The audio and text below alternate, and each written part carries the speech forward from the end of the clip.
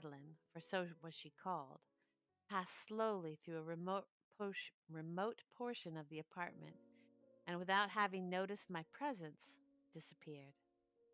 I regarded her with an utter astonishment not unmingled with dread, and yet I found it impossible to account for such feelings. A sensation of stupor oppressed me as my eyes followed her retreating steps. When a door at length closed upon her, my glance sought instinctively and eagerly the countenance of the brother, but he had buried his face in his hands, and I could only perceive that a far more than ordinary wanness had overspread the emaciated fingers through which trickled many passionate tears. The disease of the Lady Madeline had long baffled the skill of her physicians. A settled apathy, a gradual wasting away of the person, and frequent, although transient, affections of a partially cataleptical character were the unusual diagnosis. Hitherto, she had steadily borne up against the pressure of her malady and had not betaken herself finally to bed. But on the closing in of the evening of my arrival at the house, she succumbed, as her brother told me at night with inexpressible agitation, to the prostrating power of the destroyer, and I learned that the glimpse I had obtained of her person would thus probably be the last I should obtain, that the lady, at least while living, would be seen by me no more. For several days ensuing, her name was unmentioned by either Usher or myself, and during this period I was busied in earnest endeavors to alleviate the melancholy of my friend. We painted and read together, or I listened, as if in a dream, to the wild improvisations of his speaking guitar. And thus, as a closer and still closer intimacy admitted me more unreservedly into the recesses of his spirit, the more bitterly did I perceive the futility of all attempt at cheering a mind from which darkness, as if an inherent positive quality, poured forth upon all objects of the moral and physical universe in one unceasing radiation of gloom. I shall ever bear about me a memory of the many solemn hours I thus spent alone with the master of the House of Usher. Yet I should fail in any attempt to convey an idea of the exact character of the studies or of the occupations in which he involved me or led me the way. An excited and highly distempered ideality threw a sulphurous luster over all. His long improvised dirges will ring forever in my ears. Among other things, I hold painfully in mind a certain singular perversion and amplification of the wild air of the last waltz of von Weber. From the paintings over which his elaborate fancy brooded, and which grew touch by touch into vagueness at which I shuddered the more thrillingly, because I shuddered knowing not why, from these paintings, vivid as their images now are before me, I would in vain endeavor to adduce more than a small portion which should lie within the compass of merely written words. By the utter simplicity, by the nakedness of his designs, he arrested and overawed attention. If ever mortal painted an idea, that mortal was Roderick Usher.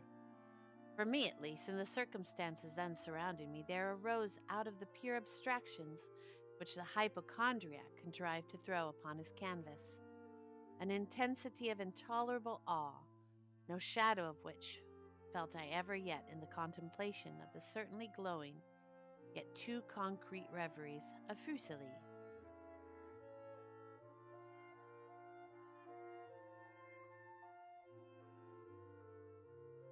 Makes me want to see what he painted.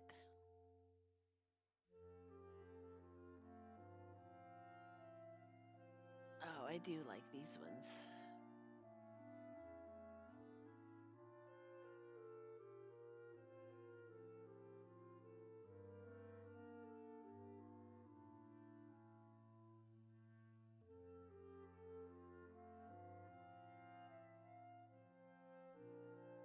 One of the phantasmagoric conceptions of my friend, partaking not so rigidly of the spirit of abstraction, may be shadowed forth, although feebly, in words.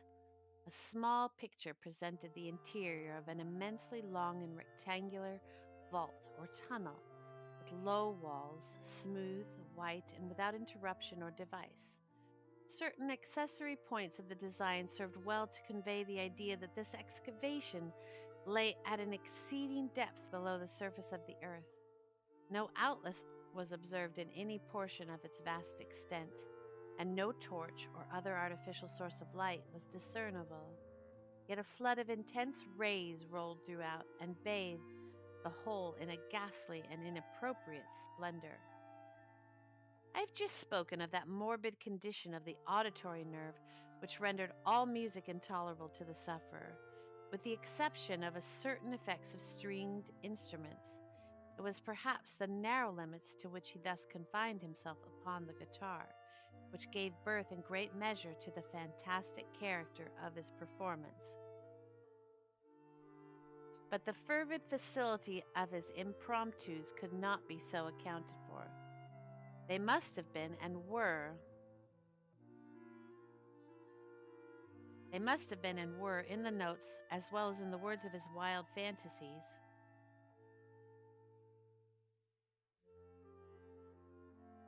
For he not unfrequently accompanied himself with rhymed verbal improvisations, the result of that intense mental collectedness and concentration to which I have previously alluded as observable only in particular moments of the highest artificial excitement. The words of one of these rhapsodies I have easily remembered. I was perhaps the more forcibly impressed with it as he gave it, because in the under or mystic current of its meaning I fancied that I perceived, and for the first time, a full consciousness on the part of Usher, of the tottering of his lofty reason upon her throne. The verses, which were entitled The Haunted Palace, ran very nearly, if not accurately, thus.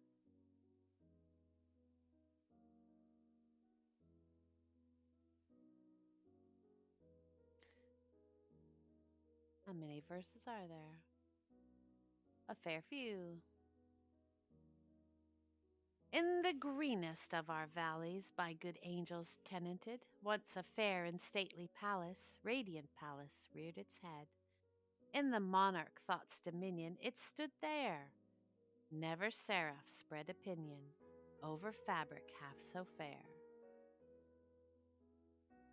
Banners yellow, glorious golden, on its roof did float and flow. This, all this, was in the olden times long ago. And every gentle air that dallied in that sweet day along the ramparts plumed and pallid, a winged odor went away. Wanderers in that happy valley through two luminous windows saw spirits moving musically to a lute's well-tuned law. Round about a throne where sitting Porphyrogene, in state his glory well befitting, the ruler of the realm was seen. And all with pearl and ruby glowing was the fair palace door, through which came flowing, flowing, flowing, sparkling, evermore, a troop of echoes whose sweet duty was but to sing, in voices of surpassing beauty, the wit and wisdom of their king. But evil things in robes of sorrow assailed the monarch's high estate. Ah, let us mourn, for never morrow shall dawn upon him desolate. Ah, and round about his home the glory that blushed and bloomed is but a dim remembered story of the old time entombed. Travelers now within that valley through the red-litten windows see vast forms that move fantastically to a discordant melody, while, like a rapid ghastly river, through the pale door, a hideous throng rush out forever and laugh, but smile no more. I well remember that suggestions arising from this ballad led us into a train of thought wherein there became manifest an opinion of Usher's which I mention not so much on account of its novelty, for other men have thought thus, as on account of the pertinacity with which he maintained it. This opinion, in its general form, was that of the sentience of all vegetable things. But in his disordered fancy, the idea had assumed a more daring character and trespassed under certain conditions upon the kingdom of inorganization. I lack words to express the full extent or the earnest abandon of his persuasion. The belief, however, was connected, as I have previously hinted, with the gray stones of the home of his forefathers. The conditions of the sentience had been here, he imagined, fulfilled in the method of collocation of these stones, in the order of their arrangement, as well as in that of the many fungi which overspread them, and of the decayed trees which stood around, above all in the long undisturbed endurance of this arrangement, and in its reduplication in the still waters of the Tarn. Its evidence, the evidence of the sentience, was to be seen, he said, and I here started as he spoke, in the gradual yet certain condensation of an atmosphere of their own about the waters and the walls. The result was discoverable, he added, in that silent yet importunate and terrible influence which for centuries had molded the destinies of his family and which made him, what I now saw him, what he was.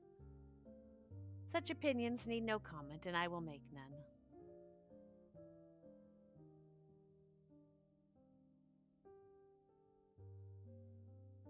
Our books, the books which for years had formed no small portion of the mental existence of the invalid, were, as might be supposed, in strict keeping with this character of phantasm. We pored together over such works as the Ververt, a Chartreuse of Grisset, the Belphegor of Machiavelli, the Heaven and Hell of Swedenborg, the Subterranean Voyage of Nicholas Klim by Holberg, the Chiromancy of Robert Flood, of Jean d'Andanguine, I don't know any of these, and of De la Chambre, the Journey into the Blue Distance of Tique, and the City of the Son of Campanella. Our favorite volume was a small octave edition of the Directorium Inquisitorium by the Dominican Emeric de Gironde, and there were passages in Pomponius Mela about the old African satyrs and Egyptians, over which Usher would sit dreaming for hours. His chief delight, however, was found in the perusal of an exceedingly rare and curious book in quarto Gothic, the manual of a forgotten church, the Vigilae Mortuorum Secundum Coram Ecclesiae Maguntinae.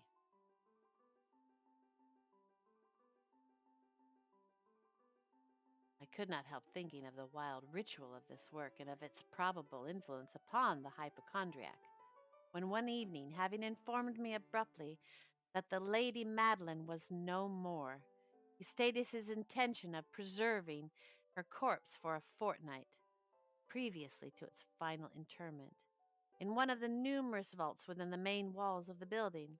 The worldly reason, however, assigned for this singular proceeding was one which I did not feel at liberty to dispute.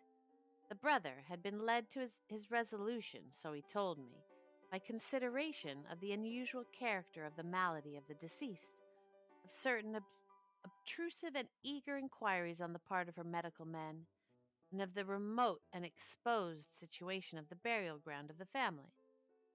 I will not deny that when I called to mind the sinister countenance of the person whom I met upon the staircase on the day of my arrival at the house, I had no desire to oppose what I regarded as at best but a harmless and by no means an unnatural precaution. At the request of Usher, I personally aided him in the arrangements for the temporary entombment. The body having been encoffined, we two alone bore it to its rest. The vault in which we placed it, and which had been so long unopened that our torches, half smothered in its oppressive atmosphere, gave us little opportunity for investigation, was small, damp, and entirely without means of admission for light, lying at great depth immediately beneath that portion of the building in which was my own sleeping apartment. It had been used, apparently, in remote feudal times for the worst purposes of a donjon, keep, and in later days as a place of deposit for powder. or some other highly combustible substance, as a portion of its floor and the whole interior of a long archway